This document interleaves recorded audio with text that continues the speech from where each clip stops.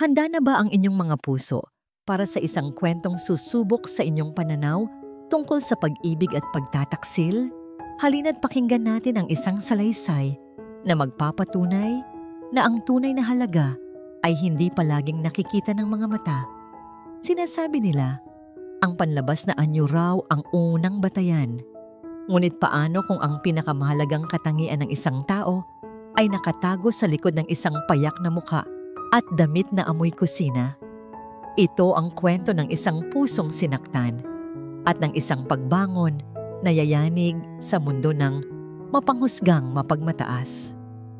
Basura, isang salita. Iyon lang ang lumabas sa bibig ni Alab, ngunit sapat na iyon para pumatay sa lahat ng kulay sa mundo ni Diwa. Ang nangiti na kanina lang ay naglalaro sa kanyang mga labi ay unti-unting naglaho na parang isang kandilang hinipan ng malakas na hangin. Nanigas ang kanyang mga kamay na maingat na humahaplos sa malambot na tela ng damit. Kanina lang, ang silid ay puno ng pangarap. Ang simpleng bestidang kulay lila na iyon na tinahi ng sarili niyang mga kamay ay hindi lang basta damit. Ito ang kanyang pag-asa. Bawat tahi ay may kasamang dalangin. Dalangin na sana, sa gabing ito, sa importanteng parangal ng bituin party ng kumpanya ni Alab, ay makita siya ng kanyang asawa. Hindi bilang si Diwa na amoy mantika, hindi bilang si Diwa na laging pagod mula sa gawaing bahay, kundi bilang ang babaeng pinakasalan nito, 5 taon na ang nakalipas. Inamoy niya ang kanyang sarili. Kahit kaliligo lang niya, tila ba kumapit na sa kanyang balat ang amoy ng ginisang bawang at sibuyas mula sa niluto niyang hapunan. Ito ang amoy na laging ikinakainis ni Alab. Ngunit tiniis niya. Para sa kanya, ang pagiging mabuting asawa ay ang pagsilbihan ito, ang unahin ito, kahit pa makalimutan na niya ang sarili niyang pagkatao. Ang damit na yon ang kanyang sandata sana ngayong gabi. Simple lang ang disenyo, walang kumikinang na mga bato, ngunit bumagay ito sa kanyang katawan. Ipinakita nito ang kanyang balingkinitang baywang na pilit niyang inaalagaan sa kabila ng lahat. Kulay lila ito, ang paboritong kulay ni Alab noong sila'y magkasintahan pa lamang. Inakala niyang sa pagsuot nito, maaalala ng lalaki ang kanilang nakaraan. Ngunit ang lahat ng iyon ay gumuho sa isang salita. Anong sabi mo? Mahinang tanong ni Diwa. Ang boses niya ay nanginginig. Pabalang na inihagis ni Alab ang kanyang leather briefcase sa sofa. Ang mukha niya ay gusot. Mas gusot pa sa damit na suot niya mula sa maghapong trabaho. Tiningnan niya si Diwa mula ulo hanggang paa. At sa mga mata nito ay may pagkasuklam. Sabi ko, basura yan. Pag-ulit niya, mas malakas, mas malinaw, mas masakit. Sa tingin mo ba isasama kita sa isang importanteng event na ganyan ang suot mo? Diwa, mag-isip ka nga. Ang party na yon ang magdedesisyon kung makuha ko ang promotion. Kailangan kong magmukhang presentable. Kailangan ko ng kasamang mukhang presentable. Ang bawat salita ay isang punyal na bumaon sa puso ni Diwa. Sinubukan niyang magpaliwanag kahit na nararamdaman na niyang wala na itong silbi. Pero Alab, ginawa ko to para sa'yo, para magustuhan mo. Simple lang, para hindi masyadong agaw pansin. Eksakto, simple, masyadong simple. Mukha kang katulong na a-attend ng binyag. Sigaw niya. Lumapit si Alab sa kanya. Ang amoy ng mamahaling pabango nito ay humalo sa takot na gumapang sa buong katauhan ni Diwa. Bago pa siya makakilos, mabilis na hinablot ni Alab ang damit mula sa kanyang mga kamay. Alab, huwag, pakiusap niya. Ngunit huli na ang lahat. Sa harap mismo ng kanyang mga mata, kinuyumos ni Alab ang damit na pinagpuyatan niya ng ilang gabi. Ang telang maingat niyang pinlansya ay naging isang gusot na bola ng tela sa malaki nitong kamay. Parang kinuyumos din nito ang kanyang puso. Walang awa, walang pag-aalangan. Pagkatapos ay basta na lang niya itong inihagis sa sahig na parang isang tunay na basura. Napatitig si Diwa sa damit na ngayon ay nakahandusay sa sahig. Walang buhay, walang halaga. Katulad niya sa paningin ng kanyang asawa. Tumunog ang telepono ni Alab. Kinuha niya ito mula sa kanyang bulsa at sa isang iglap, nagbago ang anyo ng kanyang mukha. Ang galit ay napalitan ng isang pekeng ngiti. "Hello, Kit." Malambing na sabi niya sa kausap. "Yes, of course. Papunta na ako. Maliligo lang ako saglit. Oo. Oo, isuot mo yung binili ko para sa'yo. Siguradong ikaw ang magiging pinakamaganda doon." Si Marikit. Ang maganda, palaging mabango, at laging nakabihis na sekretarya ni Alab. Siya ang babaeng presentable. Siya ang babaeng ipapalit sa kanya. Hindi na pinansin ni Alab si Diwa. Naglakad ito papasok ng kanilang silid at ilang sandali pa ay narinig na lang ni Diwa ang lagaslas ng tubig mula sa shower. Naiwan siyang mag-isa sa sala, kasama ang durog niyang puso at ang damit na sumisimbolo sa lahat ng kanyang bigong pangarap. Dahan-dahan siyang lumuhod. Ang mga tuhod niya ay nanghihina. Nanginginig ang kanyang mga kamay habang pinupulot ang kinuyumos na damit. Niyakap niya ito nang mahigpit sa kanyang dibdib. At doon, sa gitna ng katahimikan ng kanilang bahay, humagulhol siya nang walang tunog. Ang mga luha ay malayang dumaloy sa kanyang mga pisngi, mainit at mapait. Ito na ba ang katapusan?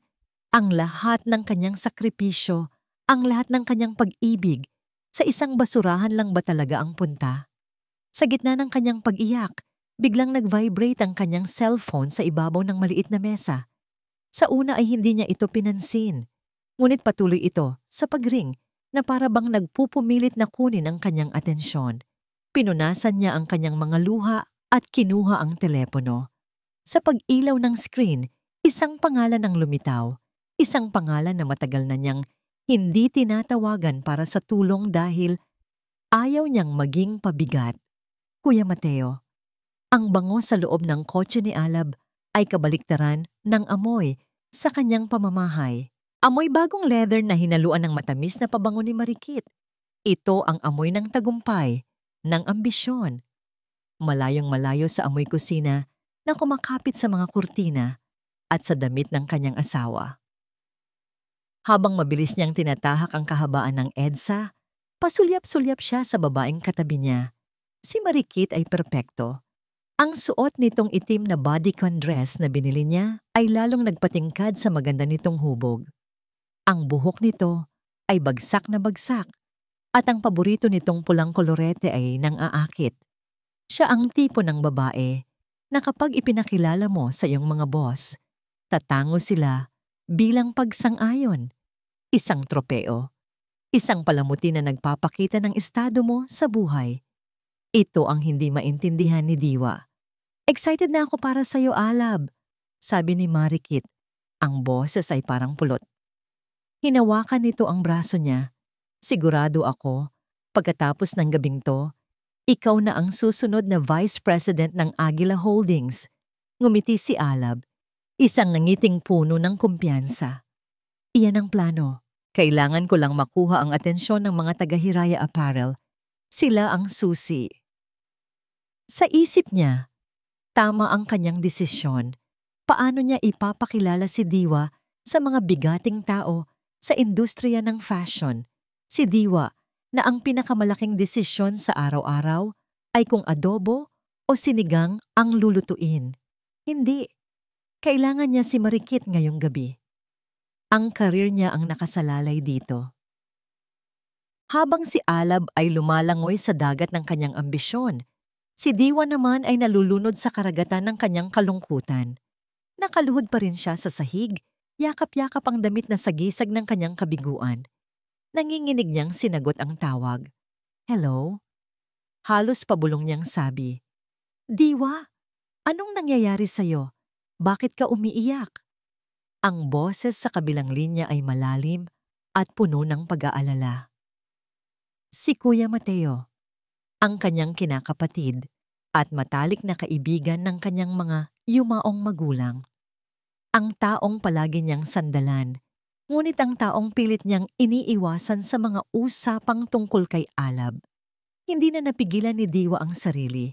Humikbi siya, at sa pagitan ng mga hikbi ay ikinuwento niya ang lahat. Ang pag-asa, ang damit, ang masasakit na salita, ang pagkuyumos sa kanyang pangarap, at si Marikit.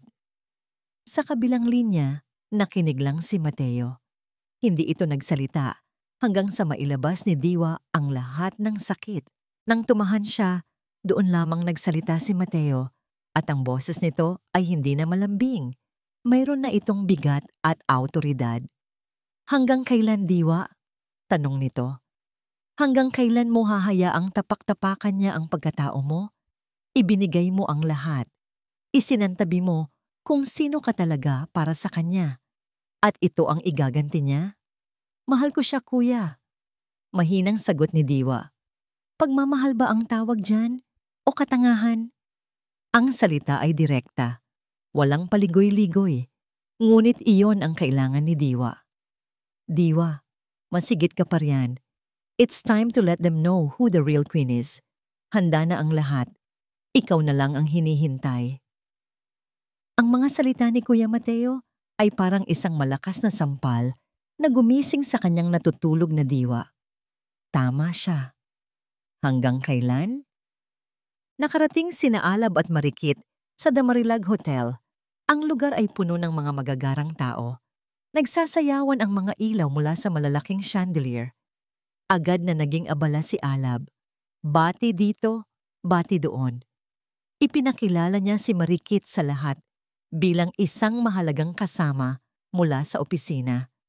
Bawat papuri na natatanggap ni Marikit ay parang papuri na rin sa kanya. Nakita niya sa di kalayuan ang ilang mga executive ng Hiraya Apparel. Ito na ang pagkakataon niya. Inayos niya ang kanyang mamahaling coat at hinila ng bahagya si Marikit. Halika, lapitan natin sila, bulong niya. Sa bahay dahan-dahang tumayo si Diwa. Pinunasan niya ang kanyang mga luha, ngunit sa pagkakataong ito, hindi na luha ng awa sa sarili. Ito na ang huling luhang papatak para kay Alab. Binitawan niya ang lilang bestida. Hinayaan niya itong mahulog sa sahig na parang isang lumang balat ng ahas, isang nakaraang kailangan na niyang iwan. Naglakad siya patungo sa isang pinto sa dulo ng pasilyo. Isang pinto na palagi niyang sinasabing storage room lang. Kinuha niya ang isang maliit na susi na nakasabit sa kanyang leeg, nakatago sa ilalim ng kanyang damit. Binuksan niya ang pinto. Ang silid ay hindi isang bodega. Isa itong walk-in closet na puno ng mga obra maestra, mga damit na may kakaibang mga disenyo, mga telang hindi mo basta-basta makikita, mga likhang sining na pwedeng isabit sa isang museo. Ito ang mundo ni Anino, ang tunay niyang mundo. Ang kanyang mga mata ay hindi na malungkot. Mayroon ng apoy, may determinasyon. Mabilis niyang hinanap ang isang particular na hanger at nakita niya ito.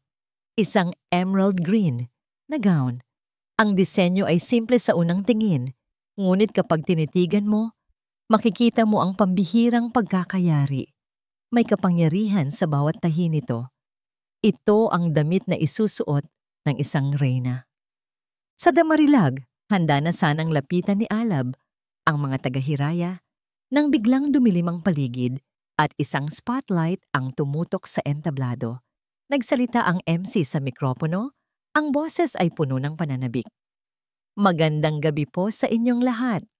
At ngayon, para sa pinakahihintay na sandali ng parangal ng bituin, isang karangalan na ipakilala sa inyo ang isang napaka-espesyal na panauhin.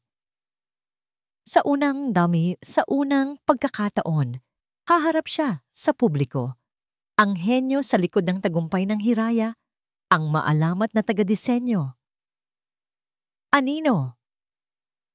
Nagpalakpakan ang lahat. Nakipalakpak din si Alab, puno ng kuryosidad. Ito na ang taong kailangan niyang makilala.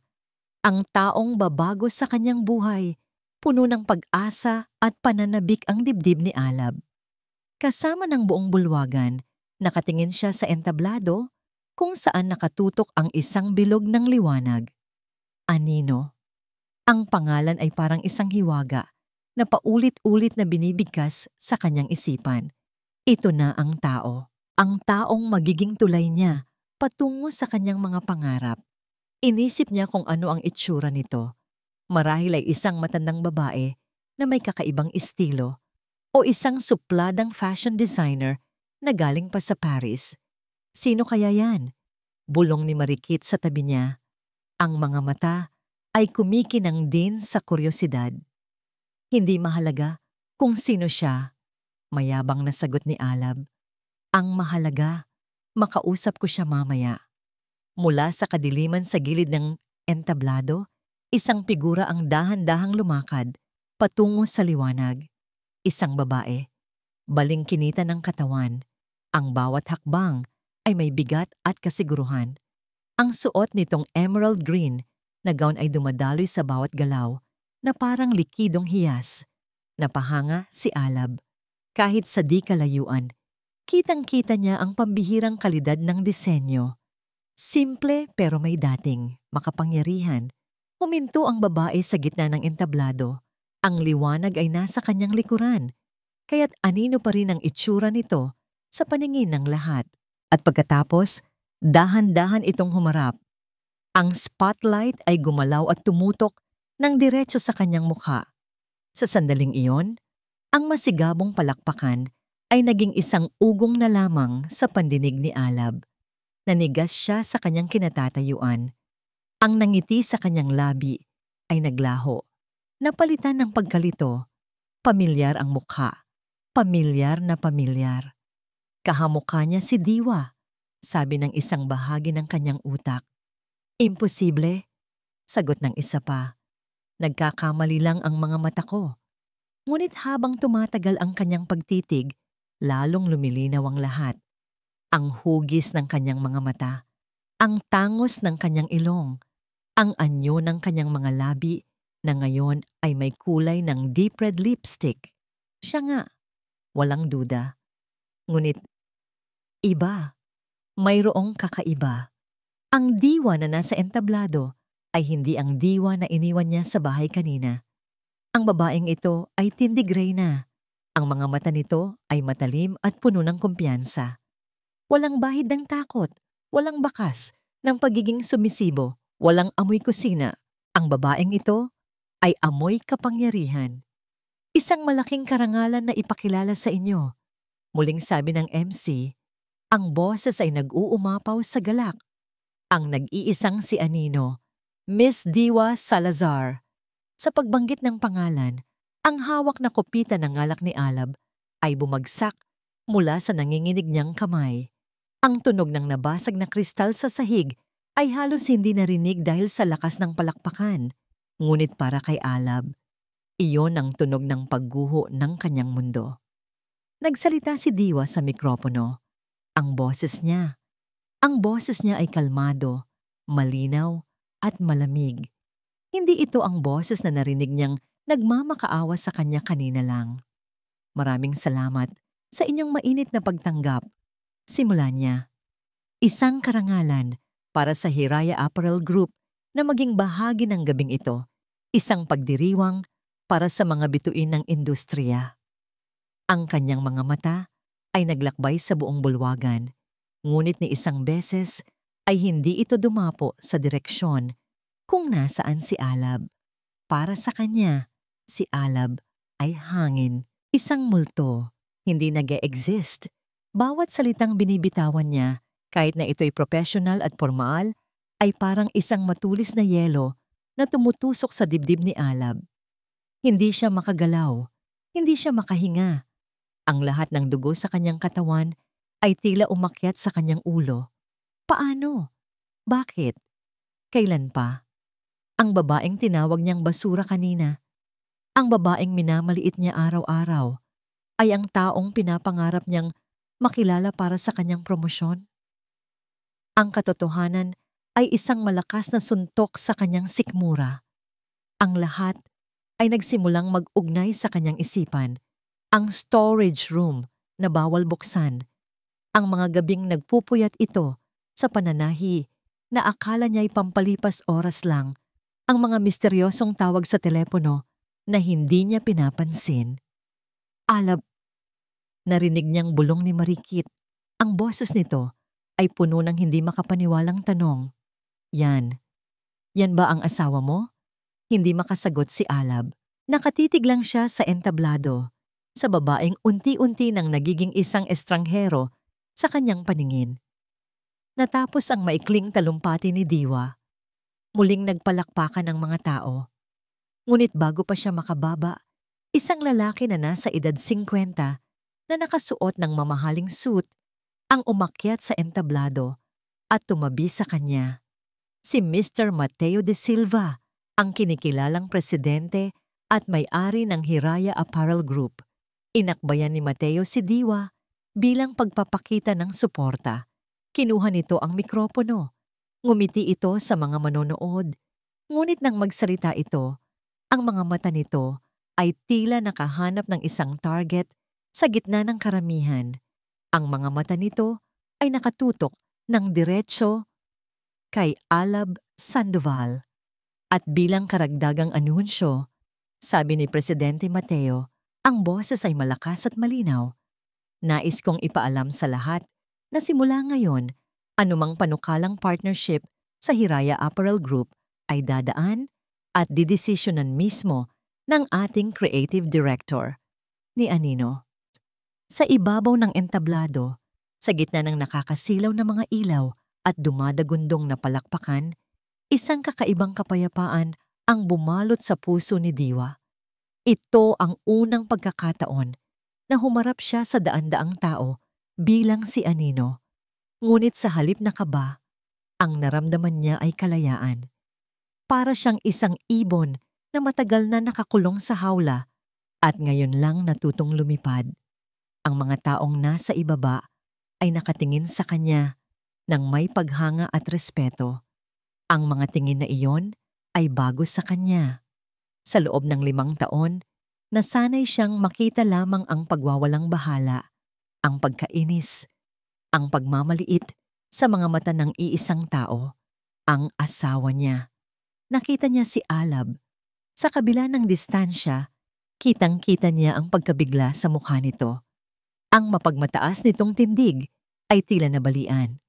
Ang kulay ng kanyang muka ay parang papel sa putla. At sa tabi nito, si Marikit, na ang bibig ay bahagyang nakaawang sa di makapaniwalang ekspresyon. Naramdaman ni Diwa ang isang kurot ng sakit sa kanyang dibdib. Isang maliit na bahagi niya na nasasaktan pa rin para sa nawasak nilang pagsasama. Ngunit mabilis itong napalitan ng isang malamig na determinasyon. Ito ang resulta ng kanyang mga ginawa. Ito ang bunga ng kanyang pagwawalang bahala. Naramdaman niya ang kamay ni Kuya Mateo sa kanyang likod. Isang marahan ngunit matatag na suporta. Ngumiti siya rito, isang ngangiting nagpapasalamat. Bago sila sabay na bumaba ng entablado, agad silang pinalibutan ng mga tao, mga business executive, mga kapwa designer, mga kilalang personalidad sa lipunan. Lahat ay gustong makipagkamay, bumati, at magpa-impress kay Anino. Congratulations, Mrs. Salazar, a brilliant debut. Your designs are legendary, Anino. We are all huge fans. We would love to set a meeting with you regarding a possible collaboration. Gumiti lang si Diwa at magalang na tumango sa bawat isa. Sinasagot niya ang kanilang mga tanong ng may talino at kumpiyansa na kahit siya ay nagulat na mayroon pala siya.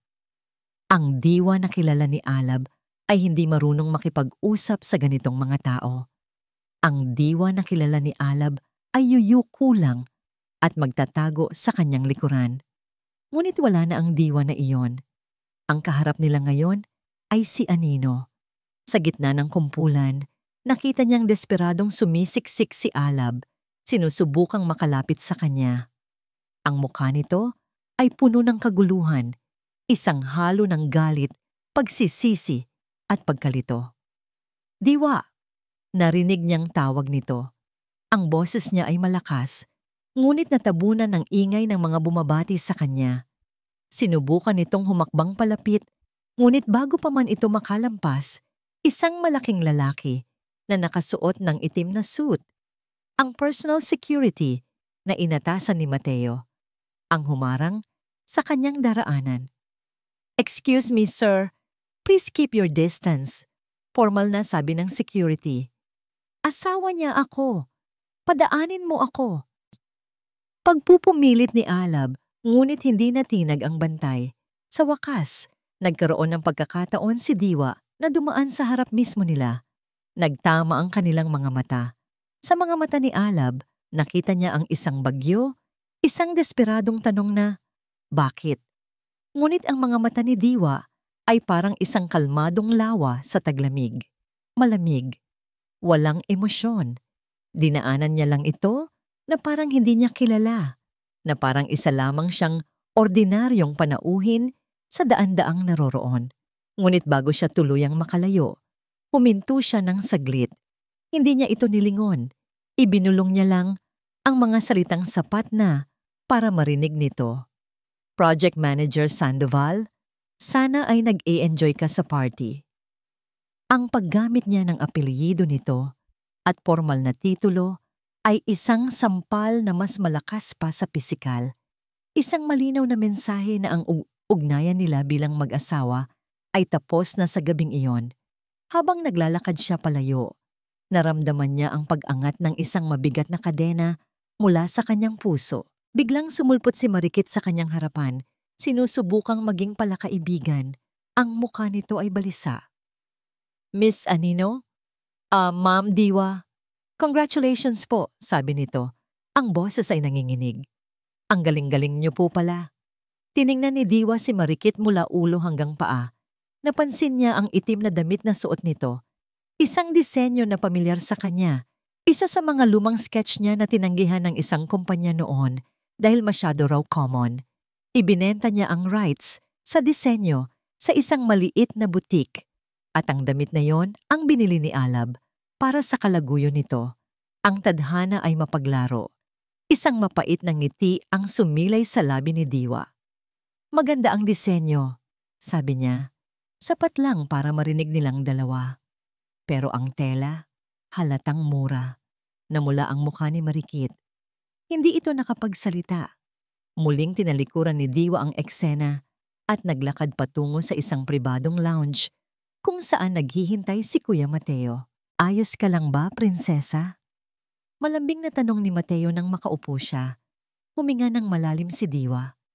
"Mas ayos pa sa ayos, kuya," sagot niya. At sa unang pagkakataon sa gabing iyon, isang tunay na ngiti ang namutawi sa kanyang mga labi. Isang namuangiting pag-aari niya. Isang ninang ngiti na hindi para kay Alab. Habang iniinom niya ang kanyang champagne, naramdaman niyang nag-vibrate ang telepono sa kanyang purse. Hindi niya ito pinansin.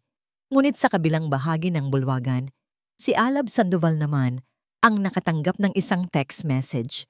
Mula ito sa kanyang pinakamataas na boss, ang CEO ng Aguila Holdings. Ang mensahe ay maikli lang, ngunit puno ng panganib. "Anong kaguluhan to, Sandoval? Sa opisina ko. Bukas ng umaga. Magpaliwanag ka." Walang tulog. Iyan ang kalagayan ni Alab nang pumasok siya sa nagtataasang gusali ng Aguila Holdings kinabukasan. Ang suot niyang suit kagabi ay gusot na at ang kanyang mukha ay parang maskara ng pagod at pagkabalisa. Ang bawat hakbang niya sa makintab na sahig ng lobby ay parang may bigat na 1,000 kilo. Ang mga pagbati ng gardiya at ng ilang nakakasalubong na empleyado ay hindi niya pinansin. Ang isip niya ay lumilipad, pabalik-balik sa mga nangyari kagabi. Ang paglabas ni Diwa sa entablado, ang malamig nitong mga mata, ang anunsyo ni Mateo de Silva, at ang text message mula sa kanyang CEO. Ang opisina ni Mr. Robles, ang CEO, ay nasa pinakamataas na palapag. Habang paakyat ang elevator, pakiramdam ni Alab ay paakyat siya sa kanyang sariling bitayan. Pagbukas ng pinto ng opisina, hindi na siya pinaupo ni Mr. Robles. Nakatayo ito malapit sa malaking bintanang salamin, nakatalikod sa kanya, nakatingin sa abalang syudad sa ibaba. Ang katahimikan ay mas nakakabingi kaysa sa anumang sigaw. Alam mo ba, Sandoval, panimula ni Mr. Robles, ang boses ay kalmado, ngunit may nakatagong panganib. Ang partnership sa Hiraya Apparel ang magiging pinakamalaking achievement ng kumpanyang ito sa loob ng 1 dekada. Pinaghirapan, pinagpuyatan, pinagplanuhan. Dahan-dahan itong humarap at ang mga mata nito ay parang apoy na nagliliyab. At ikaw, sabi nito, idinuro siya. Sa loob lang ng 1 gabi, sinira mo ang lahat. Sir, hayaan niyo po akong magpaliwanag. Magpaliwanag? Isang mapaklang tawa ang kumawala sa CEO. Dumampot ito ng isang makapal na folder sa ibabaw ng mesa, ang proposal para sa Hiraya, at ibinato ito ng buong lakas sa dibdib ni Alab. Nagkalat ang mga papel sa sahig. Anong ipapaliwanag mo? Na ang asawa mo pala ang henyo sa likod ng Hiraya na halos 5 taon mo nang minaliit at tinago sa mundo? Na ang babaeng dinala mo sa party, ang sekretarya mo, ay ang isinampal mo sa muka ng buong board of directors ng Hiraya? Sandoval, ginawa mo kaming lahat na parang mga tanga. Isang malaking kahihiyan. Hindi makapagsalita si Alab. Ang lahat ng sinabi ni Mr. Robles ay totoo. Dahil sa'yo, tumawag sa akin si Mateo de Silva kaninang 6:00 ng umaga. Personal.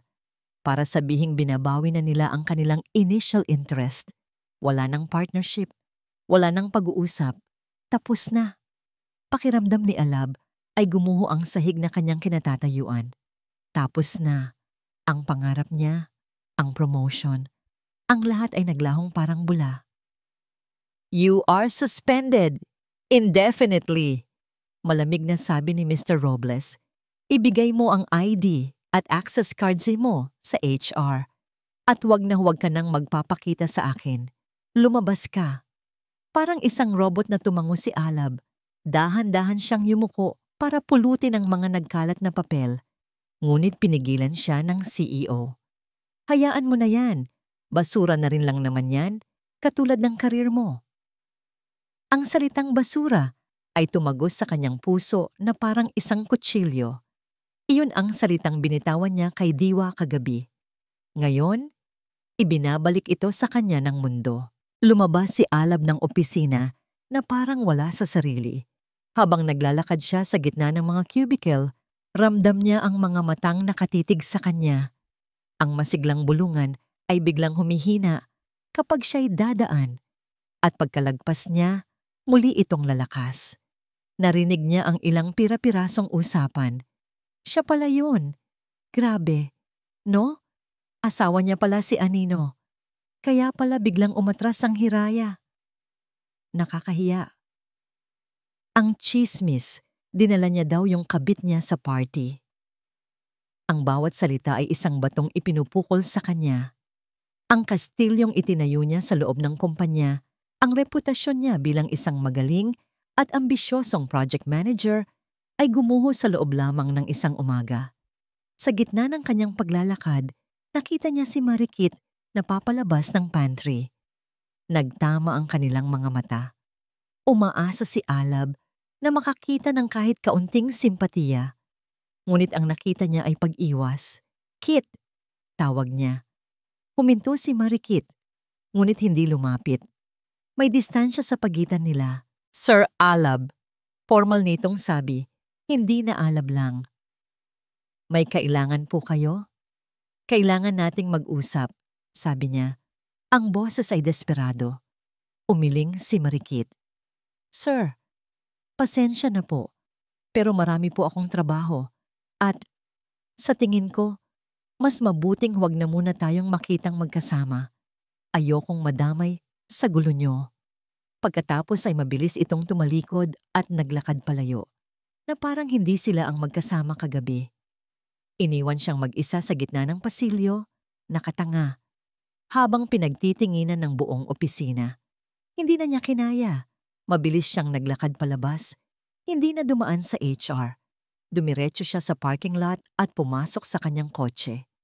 Doon, sa loob ng sasakyang simbolo ng kanyang tagumpay, Isinandal niya ang kanyang noo sa manibela. Ang lahat ng emosyon, ang hiya, ang galit, ang pagsisisi, ay sumabog sa loob niya. Sinuntok niya ang manibela. 1, 2, 3, hanggang sa mamula ang kanyang mga kamao. Isang sigaw na walang tunog ang kumawala sa kanyang lalamunan. Galit siya sa mundo, galit siya sa kumpanya, galit siya kay Diwa. Ngunit sa kaibuturan ng kanyang puso, alam niya kung sino talaga ang dapat sisihin. Galit siya sa sarili niya. Kailangan niyang makausap si Diwa. Kailangan niyang ayusin ito. Aaminin niya ang lahat. Luluhod siya kung kinakailangan. Pauwiin ang asawa niya. Iyon ang tanging solusyon na nakikita niya. Pinaandar niya ang makina ng kotse at mabilis na pinatakbo ito pauwi. May kaunting pag-asa na namuo sa kanyang dibdib. Siguro, nag-empake lang ito para manatili muna sa isang hotel. Siguro, kailangan lang nitong palipasin ang galit. Ngunit pagbukas niya ng pinto ng kanilang bahay, isang nakakabinging katahimikan ang sumalubong sa kanya. Walang amoy ng niluluto, walang tunog ng telebisyon. Ang bahay ay malamig at walang buhay. Diwa? Tawag niya. Umaasa pa rin. Walang sumagot. Tinakbo niya ang kanilang silid. Ang kama ay maayos na, ngunit ang puso niya ay nagsimulang kumabog ng malakas nang makita niyang nakabukas ang pinto ng aparador. Ang kalahati nito, ang bahagi kung saan nakalagay ang mga damit ni Diwa, ay wala ng laman. Ang mga simpleng bestida, ang mga luma niyang pantalon, ang mga pambahay na t-shirt, lahat ay wala na. Iniwan na siya. Hindi ito nag-empake para sa isang gabi lang. Ito ay pag-alis, isang paglisan. Ang katotohanan ay sumampal sa kanya ng mas malakas kaysa sa galit ng kanyang CEO. Si Diwa ay hindi na babalik. Ang bawat sulok ng bahay ay sumisigaw sa pangalan ni Diwa. Ngunit ang tanging sumasagot ay ang alingawngaw ng sariling pagkataranta ni Alab. Binuksan niya ang lahat ng aparador, sinilip ang ilalim ng bawat kama at tinawag ang kanyang pangalan ng paulit-ulit hanggang sa mamalat ang kanyang lalamunan. Ngunit wala. Ang tanging naroon ay ang nakakabinging katahimikan ng isang tahanang iniwan. Ang kanyang pag-asa ay unti-unting namamatay, napapalitan ng isang malamig na takot. Umupo siya sa gilid ng kama, napasabunot sa sariling buhok. Paano nangyari ito? Bakit hindi niya nakita? Bakit hindi niya naramdaman na ganito na pala kalayo ang agwat sa pagitan nila? Sa gitna ng kanyang pag-iisip, biglang may isang alaala na pumasok sa kanyang isipan. Isang pinto. Ang pinto sa dulo ng pasilyo. Ang storage room. Huwag mo nang bubuksan yan, Alab. Puro alikabok lang yan at mga lumang gamit ni Lola. Iyon ang palaging sinasabi ni Diwa sa tuwing magtatanong siya. Laging may dahilan. Laging may pag-iwas. Isang desperadong ideya ang nabuo sa kanyang utak. Dati, nirerespeto niya ang kahilingan nito. Ngunit ngayon, wala nang dapat irespeto. Wala nang natitira. Mabilis siyang tumayo at naglakad patungo sa pinto. Sinubukan niyang pihitin ang seradura, ngunit nakalak ito, gaya ng inaasahan. Kumuha siya ng martilyo mula sa toolbox sa kusina. Walang pag-aalinlangan. Kailangan niyang malaman kung ano ang nasa loob. Kung meron mang kahit anong bakas ni Diwa na natitira, baka naroroon. Ilang malalakas na palo sa seradura ang kanyang pinakawalan. Ang tunog ng nababasag na metal at napipilas na kahoy ay umalingaw-ngaw sa buong bahay. Sa wakas, bumigay ang pinto. Hinihingal, itinulak niya ito pabukas. Ang bumungad sa kanya ay hindi isang magulong bodega. Malinis ang silid. May ilang mga kahon sa gilid. Ngunit ang kumuha ng kanyang atensyon ay ang bagay na nasa gitna ng silid. Isang malaki at lumang baul na gawa sa kahoy. Mayroon itong mga ukit na lumana at ang kandado nito ay malaki at mukhang matibay. Ito siguro ang tinutukoy ni Diwa. Muli niyang itinaas ang martilyo at buong lakas na pinalo ang kandado. Sa pangatlong palo, bumigay ito. Nanginginig ang mga kamay. Itinaas niya ang mabigat na takip ng baul. Ang amoy ng lumang papel at ng naitagong panahon ang sumalubong sa kanya. Sa ibabaw, nakita niya ang mga bagay na inaasahan niya. Mga lumang damit ng sanggol, isang kupas na kumot. Ngunit sa ilalim nito, may mga bagay na unti-unting nagpabago sa kanyang paghinga. Una niyang nakita ang isang makapal na sketchbook. Dahil sa kuryosidad, binuklat niya ito. Ang kanyang mga mata ay nanlaki. Sa pagkamangha, ang mga pahina ay puno ng mga guhit ng damit. Hindi lang simpleng mga guhit. Ang mga disenyo ay komplikado, orihinal, at may buhay. Sa gilid ng bawat pahina, may mga petsa. Napansin niyang ang mga unang guhit ay ginawa noong si Diwa ay 10 taong gulang pa lamang. Isang henyo, isang batang henyo. Naghalongkat pa siya. May mga sketchbook pa. Bawat isa ay nagpapakita ng pag-unlad ng kanyang talento.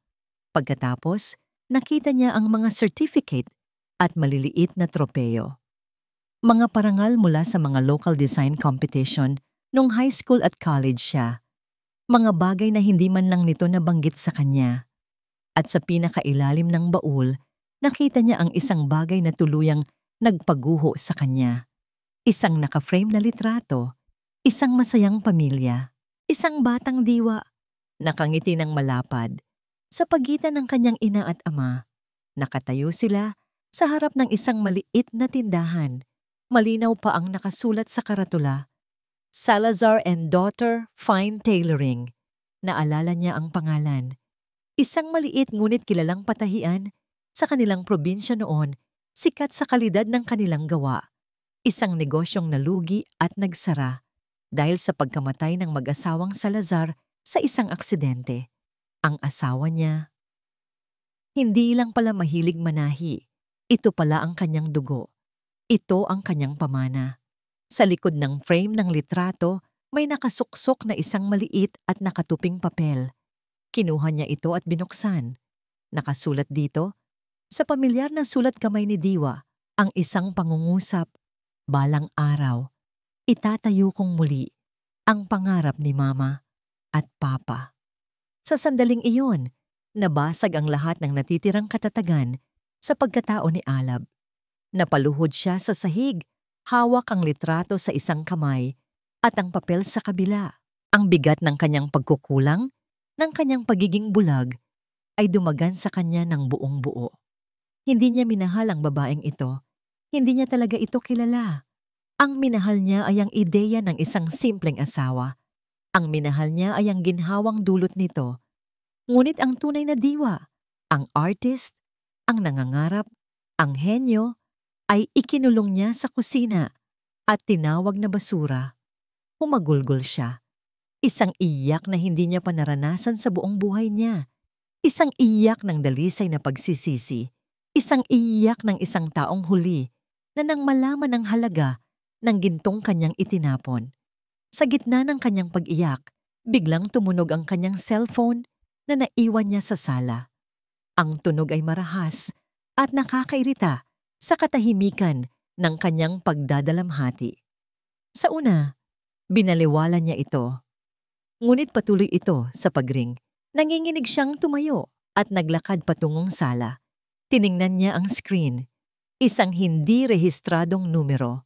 Dahil sa pag-aakalang baka si Diwa ito na gumagamit ng ibang numero, mabilis niya itong sinagot. "Hello," sabi niya. Ang boses ay paos at basag. Ang sumagot ay isang malamig at profesional na boses ng lalaki. "Good morning. Is this Mr. Alab Sandoval?" "Yes, speaking," sagot niya. "This is Attorney Fernandez. I'm calling on behalf of my client, Mrs. Diwa Salazar, regarding the commencement of your divorce proceedings." Ang conference room ng Hiraya Apparel Group ay malamig at tahimik. Maliban sa boses ni Diwa na malinaw na umieko sa 4 na sulok ng silid. Nakatayo siya sa harap ng isang malaking screen kung saan nakapresenta ang mga bagong disenyo para sa kanilang susunod na koleksyon. Ang suot niya ay isang simpleng itim na sheath dress at matataas na takong, ang uniforme ng babaeng may kapangyarihan. Wala na ang luma at maluluwag na bestida. Wala na ang tsinelas. The hemlines for the autumn collection should be asymmetrical. It represents the unpredictability of the season. Paliwanag niya sa kanyang design team. I want boldness, but with a touch of vulnerability. Understood? Sabay-sabay na tumango ang mga designer na nakaupo sa paligid ng mahabang mesa. Ang mga mata nila ay puno ng respeto at kaunting takot. Sa loob lamang ng ilang linggo, mula nang siya'y lumantad bilang si Anino, nagawa niyang patunayan na hindi lang siya isang pangalan. Siya ang utak. Siya ang puso ng Hiraya. Good. You have until Friday to submit your revised sketches. Pagtatapos niya, meeting adjourned. Habang nag-aayos ng gamit ang kanyang team, lumapit sa kanya si Kuya Mateo na kanina pa tahimik na nakaupo sa isang sulok. Galing mo kanina, prinsesa. Nakangiting sabi nito. You command the room effortlessly. Isang maliit na ngiti ang sumilay sa labi ni Diwa. Natututo lang, kuya. Salamat sa tiwala mo. Hindi yan tiwala, Diwa. Yan ang totoo mong kakayahan na matagal mong ikinubli. Seryosong sabi ni Mateo. Naglakad sila palabas ng conference room, patungo sa malawak at eleganteng opisina ni Diwa. Isang opisina na may tanawin ng buong syudad. Kamusta ka na? Ang totoo? Huminga ng malalim si Diwa. Okay naman ang kuya. Abala, mas mabuti na to. Nakausap mo na ba ang abogado? Tumango siya. Kaninang umaga, ipinadala na raw nila ang notice kay Alab. Pinirmahan ko na rin ang mga papeles. Are you sure about this? Tanong ni Mateo. Ang mga mata ay puno ng pag-aalala. Tumingin si Diwa sa labas ng bintana, sa mga nagtataasang gusali na sumisimbolo sa mga pangarap. Sigurado na ako, kuya, sabi niya. Ang boses ay matatag. 5 taon akong naging anino sa sarili kong buhay. Ngayon, ako na ang hahawak sa liwanag. Ngunit ang katapangan sa umaga ay hindi laging nadadala hanggang sa pag-uwi sa gabi. Ang kanyang bagong condominium unit ay malawak, moderno at napakatahimik. Ang bawat gamit ay mamahalin at nakaayos ng perpekto. Ito ang kumpletong kabaliktaran ng maliit na bahay kung saan siya dati nakatira. Ngunit sa kabila ng karangyaan, may kulang. Ang lugar ay malamig, malungkot, walang init ng isang tahanan. Pagkatapos ng isang mabilis na hapunan na in-order lang niya online, naligo siya at nagbihis ng isang simpleng pantulog na seda. Umupo siya sa kanyang malambot na kama, hawak ang isang tablet, sinusubukang magtrabaho, ngunit ang kanyang isip ay hindi mapakali. Ang mga alaala ay kusang dumarating. Ang tawa ni Alab nung unang beses silang lumabas. Ang pangako nito sa harap ng altar. Ang mga yakap nito sa tuwing siya'y nalulungkot nung mga unang taon nila. Ang mga masasayang alaala na yon ay mas masakit pa kaysa sa mga masasama dahil ang mga yon ang nagpapaalala sa kanya kung ano ang nawala. Alam niyang tama ang kanyang desisyon. Alam niyang hindi na niya kayang mabuhay sa ilalim ng pagmamaliit nito. Ngunit ang puso, minsan, ay may sariling isip. Ang sakit ng paghihiwalay ay isang sugat na hindi basta-basta naghihilom. Habang nag-aayos siya ng mga gamit na dala niya mula sa dati nilang bahay, may isang bagay na nahulog mula sa isang lumang bag.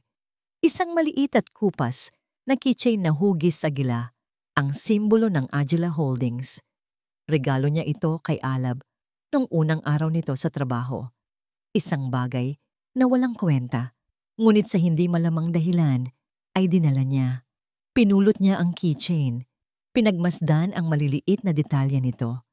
At doon, sa gitna ng katahimikan ng kanyang magarang apartment, bumuhos na naman ang kanyang mga luha.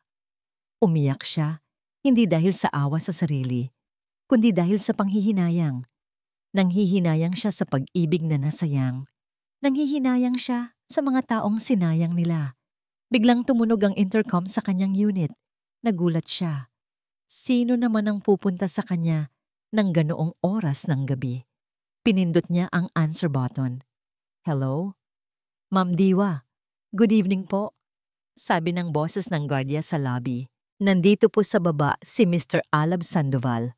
Gusto raw po kayong makausap. Hindi raw po siya aalis hanggat hindi niyo raw po siya kinakausap. Ang puso ni Diwa ay biglang kumabog ng napakabilis. Nandito siya. Pagkatapos ng lahat, anong kailangan niya? Anong sasabihin niya?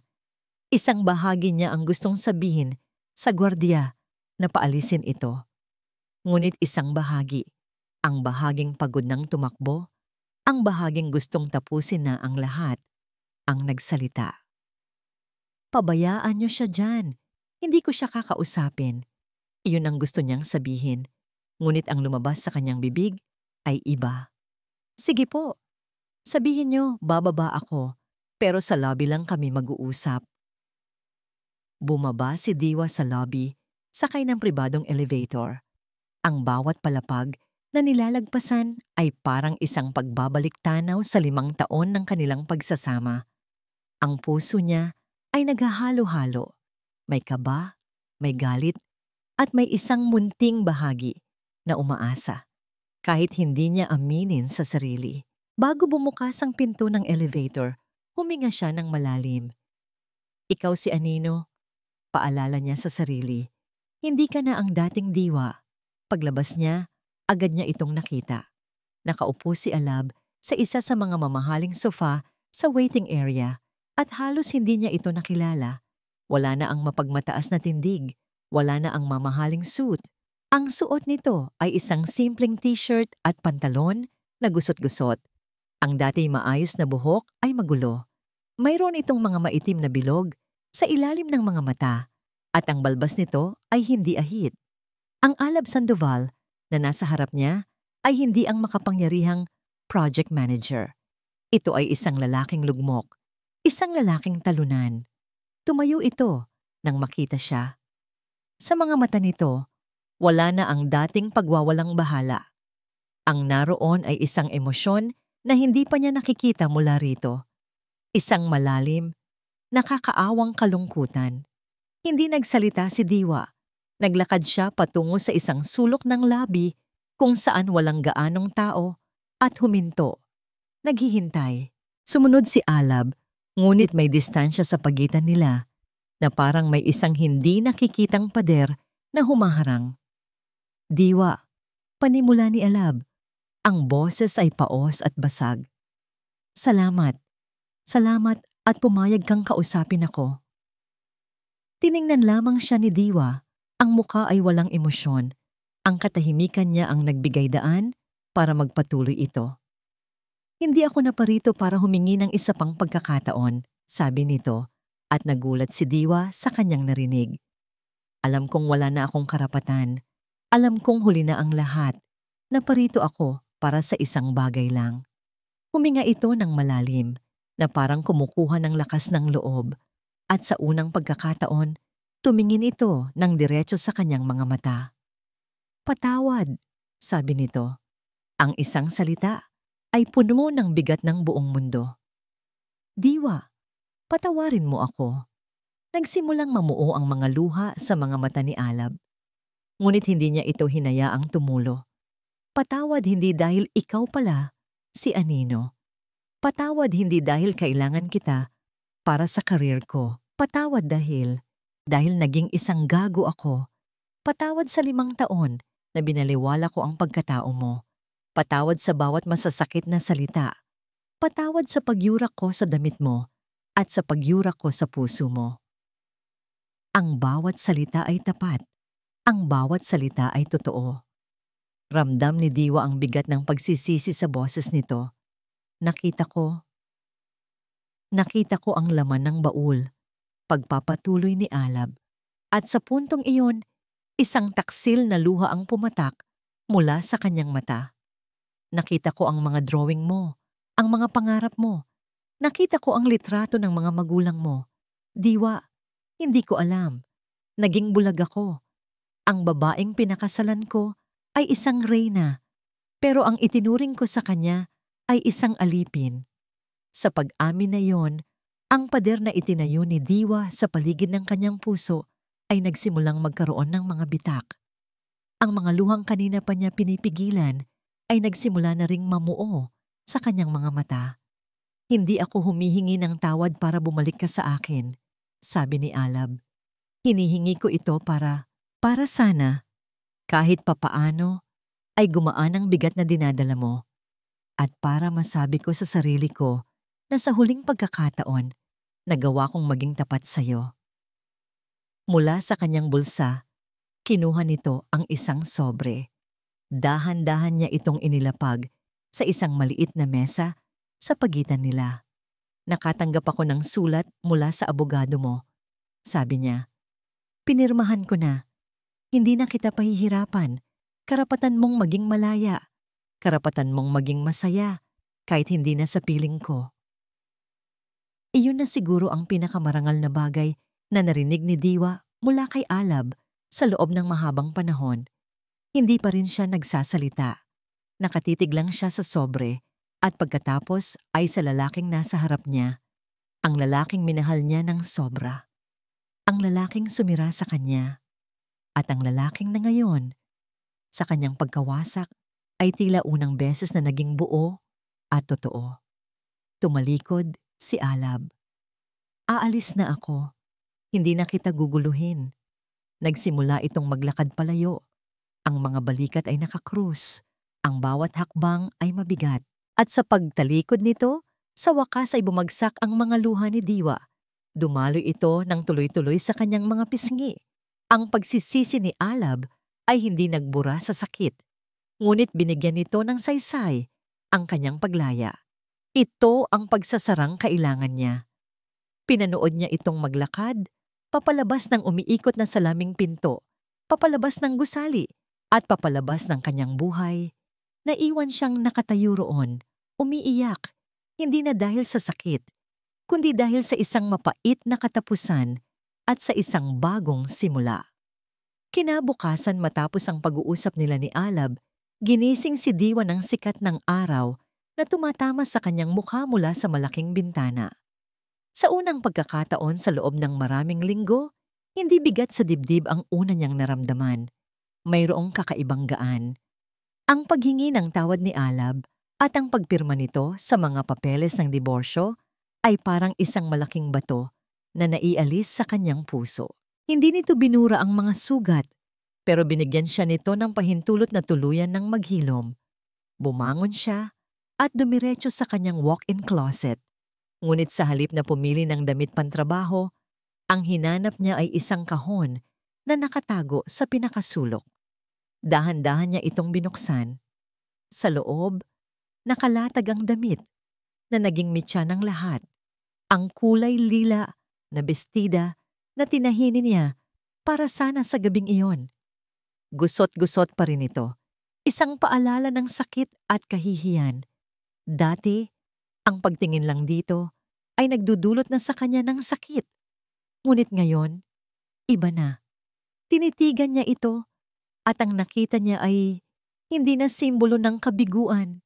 Ito na ngayon ay simbolo ng kanyang pagbangon. Ang damit na ito ang nagtulak sa kanya palabas ng hawla. Sa halip na itapon, maingat niya itong inilabas. Nagdesisyon siya. Hindi niya ito itatago o susunugin.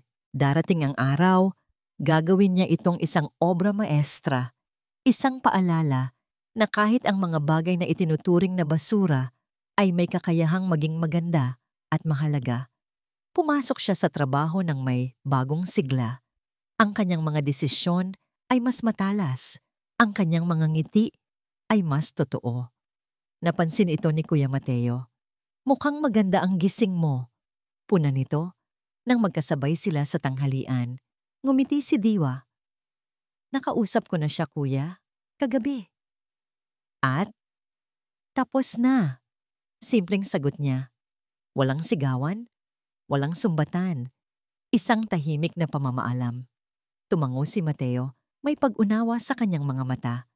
I'm proud of you, Diwa. I really am. Sa mga sumunod na araw, ibinuhos ni Diwa ang kanyang buong atensyon sa trabaho. Ang nalalapit na Hiraya Fashion Gala, ang pinakamalaking event ng taon para sa kanilang kumpanya, ang naging kanyang mundo. Ngunit sa kabila ng abalang schedule, may isang bagay pa siyang kailangang gawin. Isang hapon, habang nag-iisa sa kanyang opisina, kinuha niya ang kanyang telepono at tinawagan ang numero ni Alab. Hindi siya sigurado kung sasagutin nito, ngunit kailangan niyang subukan. Pagkatapos ng ilang ring, sumagot ito. Hello? Ang boses ni Alab sa kabilang linya ay mahina. Tila nag-aalangan.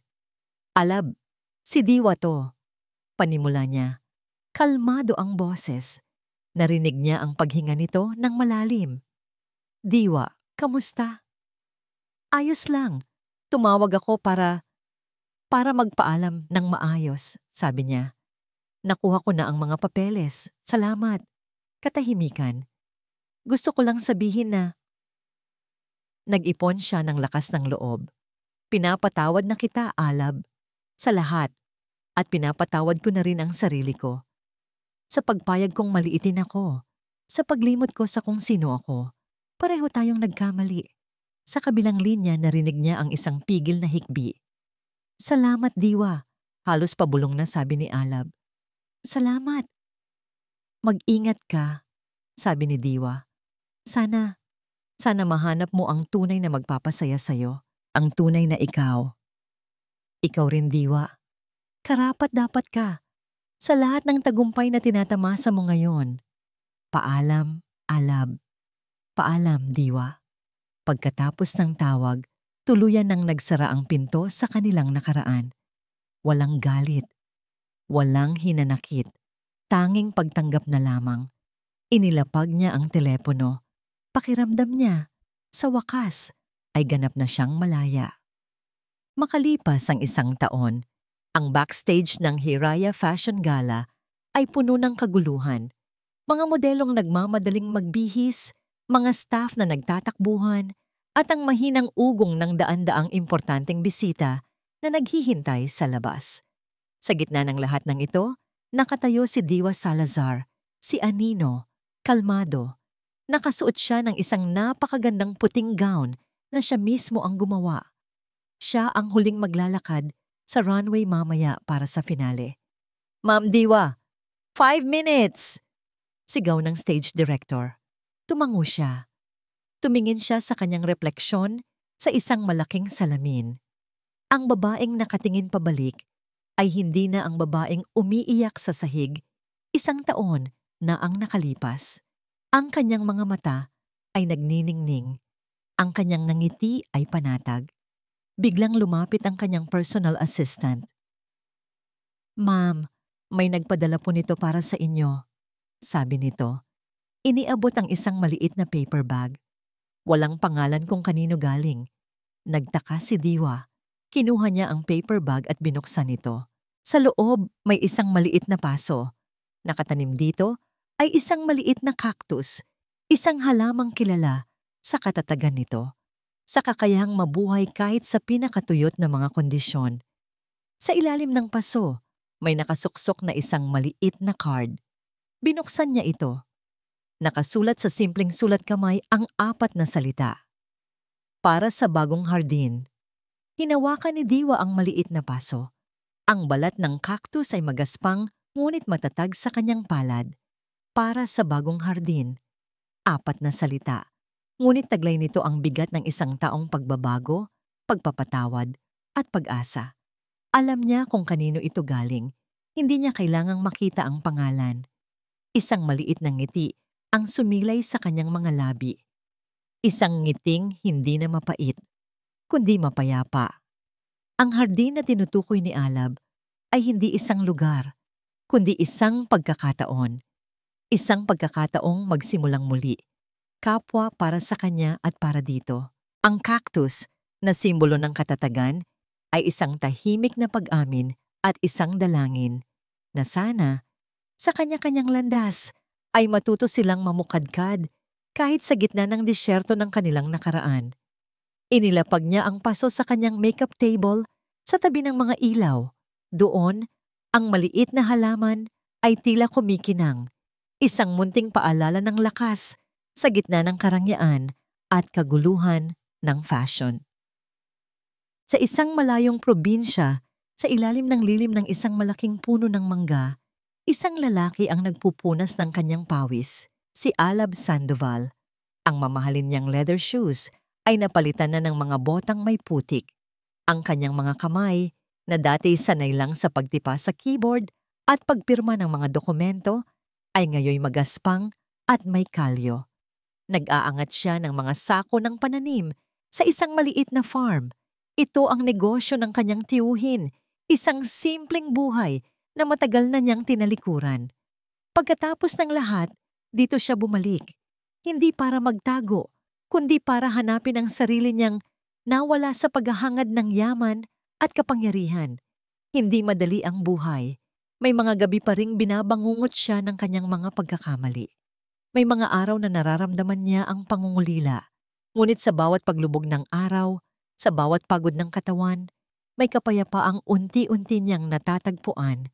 Isang kapayapaang hindi kayang bilhin ng anumang promosyon o salapi. Napanood niya sa balita ang tungkol sa Hiraya Fashion Gala. Nakita niya ang pangalan ni Diwa, ni Anino, na nagniningning, walang inggit, walang galit. Ang naroon na lang ay isang tahimik na paghanga at isang dalisay na hiling para sa kanyang kaligayahan. Siya ang nagpadala ng cactus. Iyon ang kanyang huling pamamaalam at ang kanyang unang hakbang tungo sa sarili niyang bagong hardin. Mama Nino, it's time. Narinig ni Diwa ang tawag ng stage director. Huminga siya ng malalim. Tumingin siya sa kanyang refleksyon sa salamin sa huling pagkakataon. Ang babaeng nakatingin pabalik ay hindi na ang asawang nagtatago sa anino ng kanyang asawa. Hindi rin siya ang malamig at galit na si Anino na unang lumabas sa entablado. Ang babaeng nasa harap niya ngayon ay si Diwa. Buo, malaya, masaya. Pumikit siya ng mariin at sa isang iglap, nagpasalamat siya sa lahat. Nagpasalamat siya sa sakit dahil ito ang nagpatatag sa kanya. Nagpasalamat siya sa pagmamaliit dahil ito ang nagturo sa kanya ng tunay niyang halaga. At nagpasalamat siya sa pag-ibig kahit sa nasirang bersyon nito dahil ito ang nagbigay daan sa kanya para mas mahalin ang kanyang sarili. Pagmulat niya, ang tanging naroon na lang ay kumpiyansa. Naglakad siya patungo sa entrada ng runway. Madilim. Ang tanging naririnig niya ay ang malakas na kabog ng kanyang dibdib at ang nag-uumapaw na palakpakan mula sa labas. Ito na yon, ang pagtatapos ng isang kabanata at ang simula ng marami pang darating. Biglang bumukas ang ilaw. Sa kanyang paghakbang palabas, sinalubong siya ng libo-libong flash ng kamera at ng isang dagat ng mga taong nakatayo. Nagbibigay pugay sa kanyang talento. Naglakad siya sa gitna ng runway. Ang puting gown niya ay sumasabay sa bawat hakbang. Bawat kilos niya ay may grasya. Bawat tingin niya ay may kwento. Pagdating niya sa dulo, huminto siya. Inilibot niya ang kanyang paningin, pinapasok ang lahat ng pagmamahal at paghanga. At pagkatapos, ngumiti siya. Isang ngiting hindi na kailangan pang magpanggap. Isang ngiting nagmumula sa isang pusong sinubok ng panahon, nasaktan, naghilom, at ngayon ay handa ng muling magmahal, hindi ng iba, kundi ng buhay mismo. Ang palakpakan ay lalong lumakas, isang alon ng tunog na yumayakap sa kanya. Sa sandaling iyon, alam niyang nasa tamang lugar na siya. Ito ang kanyang simula. At dito po nagtatapos ang kwento ni Diwa at ni Alab. Isang kwentong nagpapaalala sa atin na ang tunay na halaga ng isang tao, lalo na ng isang babae, ay hindi nasusukat sa kung ano ang nakikita sa labas. Ito ay nasa bigat ng kanyang puso, sa talas ng kanyang isip, at sa lakas ng kanyang diwa na kayang bumangon mula sa anumang pagkakadapa. Minsan, kailangan nating pagdaanan ang pinakamatinding sakit para lamang matagpuan ang ating tunay na lakas at ang tunay na pag-ibig na nararapat sa atin, ang pag-ibig para sa ating sarili. Maraming salamat po sa inyong pagsama sa amin sa paglalakbay na ito. Sana po ay may napulot kayong aral at inspirasyon sa kwento ni Diwa. Ano po ang masasabi ninyo sa kanyang kwento? At anong klaseng mga kwento pa po ang gusto ninyong marinig mula sa aming channel? Huwag po kayong mag-atubiling mag-iwan ng komento sa ibaba. Ang inyong mga saloobin ay napakahalaga po sa amin. Hindi dito nagtatapos ang ating paglalakbay. Marami pa pong kwentong kasing ganda at mas puno ng aral dito sa aming channel. Kung nagustuhan nyo ang kwentong ito, i-like, i-share sa pamilya at mga kaibigan, at mag-subscribe na rin para lagi kayong updated sa mga susunod pa naming kwento. I-click nyo ang notification bell para kayo ang unang makarinig kapag may bago kaming upload. Pagpalain po kayo ng Panginoon, kayo at ang inyong buong pamilya. Hanggang sa muli!